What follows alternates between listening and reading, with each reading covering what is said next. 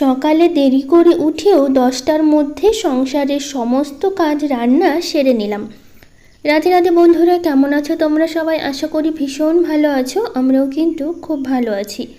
আজকে হচ্ছে শনিবার, তোমাদের সাথে নিয়ে আজকে ব্লগটা শুরু করছি। সাথে থাকো, আজকের ব্লগটা তোমাদের খুব ভালো লাগবে। তো যাই হোক, এখন আমি বাবানকে ছাতু করে দিচ্ছি। তো সকালবেলা করে উঠে বাসি কাজ সব কমপ্লিট হয়ে গেছে, তারপরে বাবানকে ছাতু করে দিয়ে আমি কাজগুলো শুরু করব। আমিও কিছু খেয়ে নেব, যেহেতু আজকে একটু দেরি হয়ে গেছে উঠতে।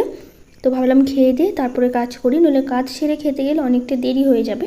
এমনিতেই সকালবেলা উঠেই প্রচণ্ড খিদে পেয়ে যায়। তো বাবানকে দিলাম ছাতু, আর আমি খাচ্ছি খিচুড়ি। কালকে রাতে আমি খিচুড়ি রান্না করেছিলাম, তো এইটুকু খিচুড়ি থেকে গেছিলো, তো ভাবলাম খিচুড়িটা রেখে দিলে তো সে নষ্টই হবে না খেলে। আর বাবানও অতটা পছন্দ করে না, কিন্তু মানে অতটাও করে না, কিন্তু বাবানের উপর একদমই বলতে পারো পছন্দ করে না খিচুড়ি খেতে, মানে চাই না খিচুড়ি খেতে। শুধুমাত্র আমি পছন্দ করি, আমার খুব ভালো লাগে খিচুড়ি খেতে। তো সেই কারণে মাঝে মধ্যে রান্না করি, খুব কম করেই করি, যাতে একবারে শেষ হয়ে যায়। তো অতটা তো আর মেপে করা সম্ভব না। তো তার জন্য হচ্ছে ওইটুকু থেকে গেছিলো। তো বাবানের বাবা খাবে না, তো বাবানও খাবে না, তো ভাবলাম আমিই খেয়ে নিই, আমার ভালোই লাগে খিচুড়ি খেতে। তো খিচুড়িটা খেয়ে তারপরে কাজ শুরু করেছি। তো এখানে অনেকগুলো জামা কাপড় আছে, সেগুলো হচ্ছে এখন গুছিয়ে তুলে রাখবো, রেখে আমাদের বেডরুমটা আজকে একটু পরিষ্কার করব। তো সেই কারণে ভাবলাম এদিকে জামা কাপড়গুলো আগে গুছিয়ে নিই। বাবানের বাবার গুছিয়ে রান্নাবাড়ি সব কিছু আছে, ওইদিকে তাড়াতাড়ি করে করতে হবে। এমনিতে দেরি হয়েছে আজকে একটু উঠতে। সকাল সকাল উঠলে কাজগুলো তাড়াতাড়ি হয়ে যায়, সকাল সকালই কাজ করি, কারণ সারাদিন আর মানে শরীর চলে না। এমনিতেও অনেকটা দুর্বল শরীরটা, কারণ হচ্ছে কাজ করতে করতে না হাঁপিয়ে উঠি, তখন মানে কি বলবো, জোরে জোরে নিঃশ্বাস নিতে হয়, মনে যেন শ্বাসকষ্ট হচ্ছে, এরকম কিছু কিছু সমস্যা হচ্ছে। তো সেই কারণে সকাল সকাল উঠি, এইটুকু তো করতেই হয় কাজ। তো সেই কারণে ভাবলাম সকাল সকাল উঠেই কাজ করি। সারাদিনে কোনো কাজই হয় না, মানে করাই হয় না বললে চলে। আর সেরকমভাবে থাকেও না কাজকর্ম, সারাদিন কতই বা কাজ করব। তো সেই কারণে যতটুকু পারি ততটুকু করে ফেলি। তো এদিকে বাবান তো উঠে পড়েছে সকাল সকালই। এখন বিছানাটা ভালো করে গুছিয়ে নিলাম, নিয়ে এখন এদিকে জামা কাপড়গুলোর কী অবস্থা দেখো, কতগুলো জড়ো হয়ে আছে। এগুলো আবার কতগুলো ছিল যেগুলো ভাঁজ করিনি, ভাবলাম একবার আলনাতে গুছিয়ে নেব, সেই কারণে আর আলাদা করে ভাঁজ করা হয়নি। এখানে সব কিছু গুছিয়ে নিলাম, গুছিয়ে নিয়ে তারপরে পাশে ওগুলো সব পরিষ্কার করব। র্যাকটা যে আছে না, ওগুলো সব পরিষ্কার করব। ওগুলো পরিষ্কার করে তারপরে কাজকর্মগুলো সারবো। তো এইদিকে আগে গুছিয়ে নিই, অনেকগুলো যেহেতু আছে সেই কারণে। এগুলো হচ্ছে ওপর থেকে নামিয়ে নেব, এগুলো নামিয়ে নিয়ে পরিষ্কার করলে ভালো হবে। অনেক ধুলো পড়েছে, এখন তো আর আগের মতো পরিষ্কার করা হয় না 2-3 দিন পর পর। এখন তো অনেক দিন চলে যায়, 15 দিন 1 মাস, তারপরে পরিষ্কার করতে হয়। তো সেই কারণে মানে পরিষ্কার করি ওরকমভাবে, অনেকটা যেহেতু পারি না আগের মতো অত কাজকর্ম করতে, সেই কারণে। তো এই দিকটা ভালো করে পরিষ্কার, এত ধুলো পড়েছে আমার, তো বারবার তখন হাঁচি হচ্ছিল, যেহেতু নাকে ধুলোগুলো ঢুলছিল, মানে ঢুকছিল, আর আমার নাক চুলকায় প্রচণ্ড। তো সেই কারণে মানে একটু ধুলোবালির কাজ হলে না নাকটা প্রচণ্ড চুলকায়।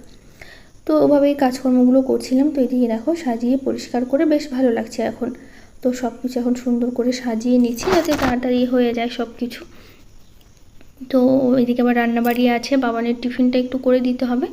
ও আজকে আবার বায়না করেছে আলুর পরোটা নেবে, ও সেই জন্য হচ্ছে আলুর পরোটা আবার আজকে আবার করে দিতে হবে ওকে। তো আগে এগুলো সব কিছু নামিয়ে নিই, আর ওর পিছনের কৌটাগুলো নামাবো না, ওপরে মুছে নেবো। এগুলো নামিয়ে পরিষ্কার করতে গেলে অনেকটা দেরি হবে।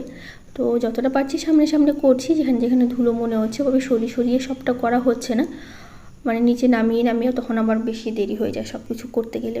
তো এভাবেই হালকা হালকা করে একটু মুছে নিচ্ছি এগুলো জিনিস সরিয়ে। প্রত্যেকটা জিনিসে কিছু না কিছু আছে ভর্তি। তো এইভাবে গুছিয়ে রাখলে দেখতে ভালো লাগে, তো সেই কারণে এই কৌটাগুলোর মধ্যেই জিনিসগুলো রাখে, আর একটু গোছানো থাকে, নাহলে এমনি দাঁড় করিয়ে রাখলে না প্রচণ্ড অগোছালো হয়ে যায়। আর এগুলোর মধ্যে রেখে দিলেই হচ্ছে একটু গোছানো থাকে। এদিকে আয়নাটা পরিষ্কার করে নেবো, নিচে বাবানের বইগুলো আছে ওটা একটু পরিষ্কার করব, আর আলনার নিচের দিকটা একটু পরিষ্কার করব, তাহলেই হয়ে যাবে। আর আজকে আমাদের এখানে না একটু বলতে পারো ছাড়াভাবে বৃষ্টি হয়েছে। এই বৃষ্টি হচ্ছে, আবার একটু রৌদ্র উঠছে, আবার বৃষ্টি হচ্ছে, আবার রৌদ্র উঠছে।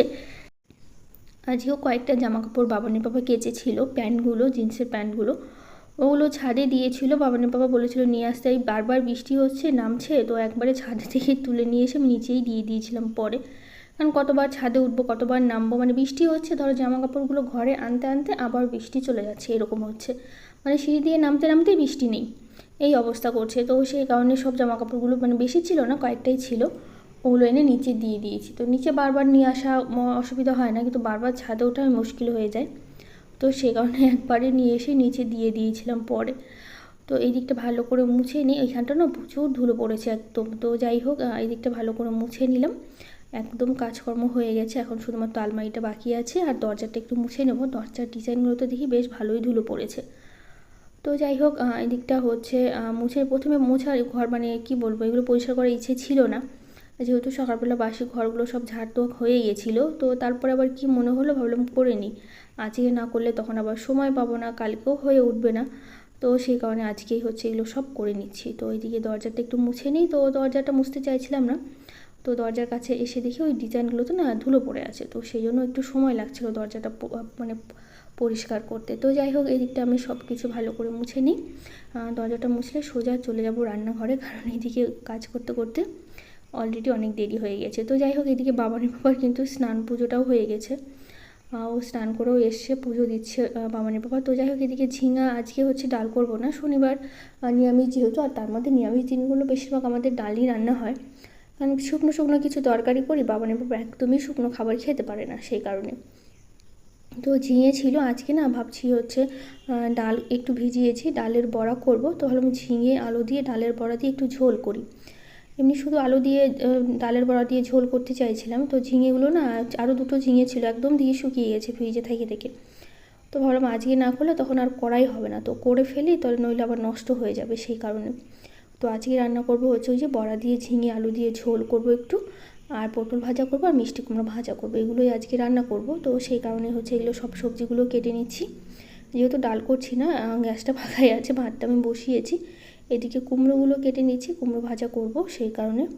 তো কুমড়োগুলো কাটা হয়ে গেলে ওইদিকে আমি রান্নাটা বসিয়ে দেবো। আর বাবানের বাবাকে বলেছি যে তুমি হচ্ছে আমার ডালটা একটু পেস্ট করে দাও। ডালটা সকালবেলা উঠে আমি ভিজিয়েছিলাম, তো এত পাতলা করে ফেলেছে, তোমাদের আমি দেখাবো। তো যাই হোক, এদিকে আলুগুলো ছোট ছোট করে কেটে নিচ্ছি, যেহেতু আলু আর ঝিঙে দিয়ে করব, সেই কারণে। তো বাবানের বাবাকে বলেছি, ও বুঝতে পারেনি, দেখো এত পাতলা করে দিয়েছে। তো ভাবলাম আমি একটু দেখি, যদি বড়া না হয় তখন এর মধ্যে একটু বেসন অ্যাড করতে হবে, ভেবেছিলাম শুধু ডাল দিয়ে করব, কিন্তু শেষ পর্যন্ত বেসন দিতেই হলো, যেহেতু এত পাতলা হয়েছে, এগুলো আর বড়া হচ্ছিলোই না। তো দেখো একদম ছড়িয়েই যাচ্ছিলো, ভেঙে ভেঙে যাচ্ছিলো। আর এইভাবে করে তেলটাও প্রচুর টেনে নেবে, তো আর হবেও না এইভাবে, তো সেই জন্য হয়নি। পরে এর মধ্যে কিছুটা বেসন দিলাম, দিয়ে একটু মানে একটু শক্ত হলো, তারপরে হচ্ছে এখন বড়াগুলো করছি। কত সুন্দর হয়েছে বড়াগুলো, কারণ হচ্ছে প্রথমে এত পাতলা করে ফেলেছিল। তো যাই হোক, এই দিকে হচ্ছে আমি বড়াগুলো একটু একটু করে ভেজে তুলে নেব।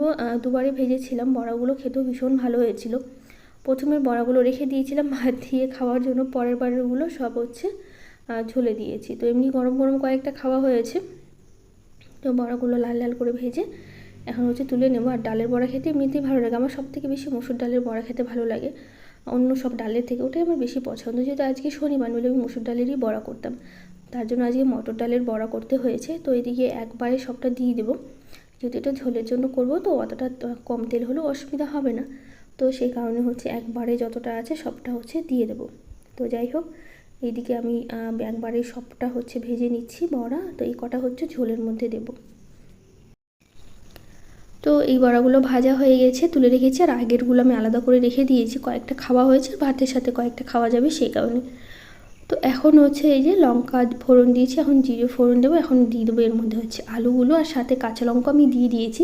প্রথম ভেবেছিলাম না মশলা বেটে আমি রান্না করবো, মানে আদা জিরা লঙ্কা নিরামিষে মশলা যা যা লাগে সব মশলা দিয়ে রান্না করব।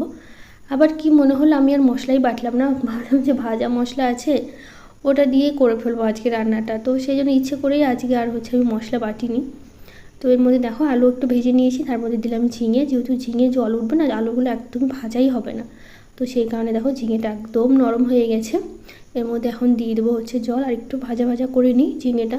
আর ঝিঙেতেই এত জল ওঠে, ঝিঙে তো ভাজা হতেই চায় না, শুধুমাত্র একটু নরম হয়ে যায়। তো এর মধ্যে দিয়ে দিচ্ছি এখন জল, একটু সেদ্ধ হোক, এমনিতেই অনেকটা সেদ্ধ হয়ে গেছে আলুটা, যেহেতু ছোটো ছোটো করে দিয়েছি, অনেকক্ষণ ভেজেওছি। তো দেখো ঝোলটা ফুটে উঠেছে, এর মধ্যে দিয়ে দিলাম মশলাটা, যেটা আমি গুঁড়ো করে রেখেছি ভেজে। আর দিয়ে দিয়েছি বড়া, আর একটু দেখো ঝোলঝোলি আছে কিন্তু, কারণ বড়াতে না পরে একদম সব ঝোল টেনে নেবে, তখন পরে ঝোলই পাওয়া যাবে না, তো সে কারণে একটু ঝোলঝোলি রেখেছি। তো দেখো একদম অনেকক্ষণ রান্না করে নামিয়ে নিয়েছি। তো এখন করব হচ্ছে পটল ভাজা। পটলগুলো কেটে আমি রেখেছিলাম, পরে আমি ধুয়ে লবণ হলুদ মাখিয়ে রেখেছি। এখন ঢাকা দিয়ে রেখে দেবো, এদিকে ভাজা হবে আর ওইদিকে মানে সেদ্ধ হয়ে যাবে। তো সেই কারণে হচ্ছে ভেজে ঢাকা দিয়ে রেখে দেবো। তো দুদিক উল্টে পাল্টে ভালো করে আমি ভেজে নেব। তো পটল ভাজতে গেলে আমার না কড়াইটা এত পুড়ে যায়, আমি জানি না কেন এরকম হয়, সবার ক্ষেত্রে হয় কি না। আর নিচে একদম মানে তেলের সাথে এত কালো কালো হয়ে যায় কড়াইটা, মনে হচ্ছে যেন মানে মশলা কষিয়েছি এরকম মনে হচ্ছে। দেখো পুরোটা পুড়ে গেছে একদম। তো যাই হোক, বেশি তো হলুদও দিই না, অল্প হলুদই দিই তারপরেও। তো এখন কয়েকটা মিষ্টি কুমড়া মানে এমনি বেসন দিয়ে কয়েকটা ভেজে নিচ্ছি, আর এমনি পরে আমি ভেজে নেবো, বেশি না কয়েকটাই ভেজেছি। যেহেতু পটল ভাজা আছে, আবার বড়াও আমি রেখে দিয়েছি, তো সে কারণে বেশি ভাজিনি, শুধুমাত্র এ কটাই ভেজেছি।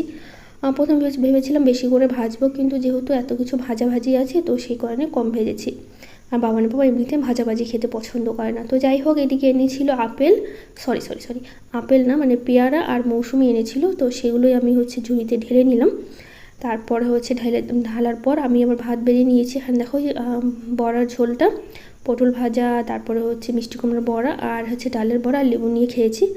বাবানের বাবা এত বড়া খেতে পছন্দ করে না, তো সেই জন্য ওকে কমই দেওয়া হয়েছে। তারপরে হচ্ছে বাবানের টিফিনও আমি করে দিয়েছিলাম, আলুর পরোটা করে দিয়েছিলাম, ওটা আর হচ্ছে ভিডিও করা হয়ে ওঠেনি, তো সেই কারণে ওটা বাদ পড়ে গেছে। ওরা যাচ্ছে এখন স্কুলে।